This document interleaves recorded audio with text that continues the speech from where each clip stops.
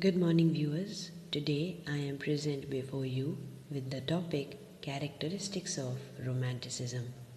Before I begin the podcast, it is advisable that you keep a notebook and a pen so that you can jot down the important points relating to this particular topic. It is further advisable to use earplugs for listening to the podcast. So here I begin. The Romantic movement cannot be given a precise date. It developed slowly till it came to a head in the year 1798, and the event that gave a definite shape and direction to the movement was the publication of lyrical ballads. The beginning of Romanticism may be traced back to the early part of the 19th century. Wordsworth and Coleridge did not create or initiate it, but they gave a definite shape to Romanticism, which had manifested itself long before in their respective works.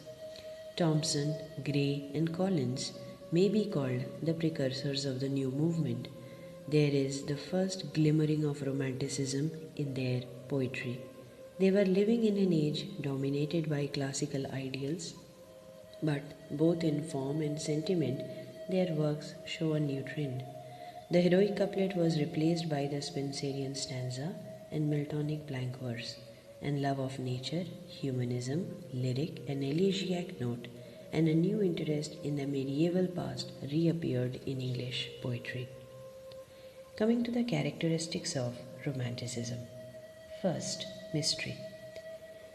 The subtle sense of mystery, says Rickett, is found on analysis to be a complex emotion compounded of awe in the presence of the unknown, wonder in the presence of the known, and an exquisite response to manifestations of beauty wherever they may be found that may call, for want of a better word, rapture. The romantic spirit seeks the strange and the mysterious and reveals the wonder of things removed from real life. According to the Romantics, there are more things in heaven and earth than are perceived in the ordinary course of life, and it is this feeling that arouses their curiosity in the unearthly and the supernatural. Coleridge described the feeling of wonder and mystery in the supernatural, and Wordsworth revealed the inherent mystery in the common subjects and objects of nature and human life. Shelley spiritualized nature. Second, interest in the past.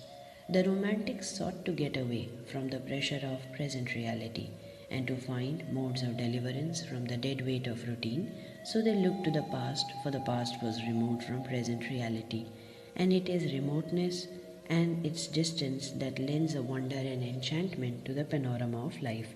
The Romantics went back specially to the Middle Ages, for according to Walter Pater, it is in the Middle Ages that there are unworked sources of romantic effect of a strange beauty to be won by strong imagination out of things unlike or remote. Third, love of nature.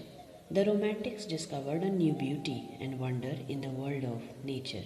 The Romantic poets were all lovers of nature. They minutely observed nature in all her aspects and expressed in poetry their emotional reactions to her beauty and magic. Wordsworth was the first of the Romantics to discover a new wonder in nature. Coleridge, Byron, Shelley, and Keats all loved nature and represented her beauty and grandeur from different points of view. Fourth, interest in humanity. The Romantics took great interest in humanity and dealt with the lives of common men and women. It was the essential character of man as man that interested them. Their hearts overflow with sympathy for the poor and the downtrodden. They glorify the innocence and simplicity of the common man. They find the divine in man, plead for his emancipation from all bondage, and claim equal rights and liberties for the humblest. The humanitarian philosophy of Rousseau and the ideal of French Revolution spearheaded the democratic movement. The doctrines of freedom, equality, and brotherhood inspired the poets of this age. Fifth, love for elemental simplicities of life. Romanticism is characterized by an instinct for the elemental simplicities of life. Rousseau's call, Return to Nature, was part of a larger naturalism that sought to bring people back to the bosom of nature and reclaim us from superfluous conventions. Sixth, freedom of imagination. Imagination is the cardinal characteristic of Romanticism. It is the freeing or unfettering of passions or emotions in art and letters. The artist is not bound down by any law apart from the law prescribed by the law of his own artistic genius. It is a revolt against the stereotyped conventions of art and gives a free play to imagination. According to Rickett, Romanticism, generally speaking, is the expression in terms of art or sharpened sensibilities and heightened imaginative feeling. 7. Subjectivity and spontaneity. The Romantics were concerned not so much with the external facts of life as with their own feelings and emotions. Poetry to them was the spontaneous overflow of powerful feelings. It is the poet's own emotions that finds expression in his poetry. 8. Speculative and inquisitive tendency.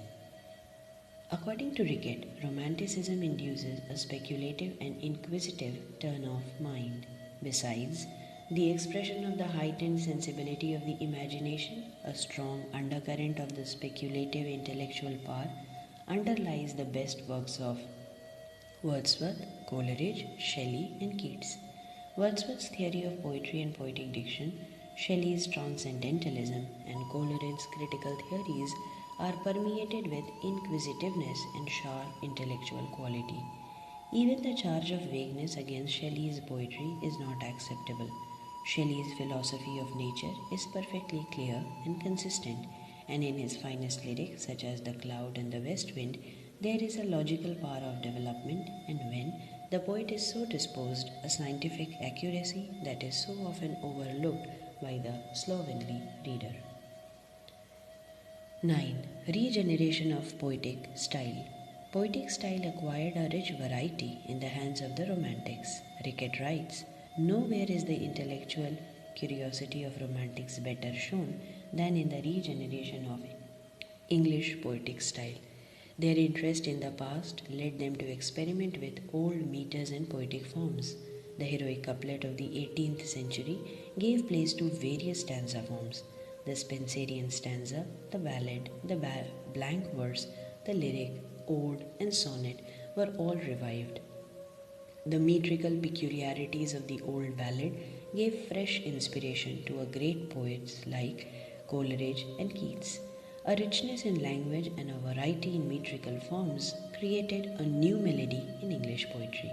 Wordsworth with his simple and natural style, Coleridge with his wonderful music, Byron with his vigorous and oratorial style, Shelley with his rich harmonies, and Keats with his picturesque imagery and word painting gave to English poetry a style which is unique in its range and sweep as well as in its grace and movement.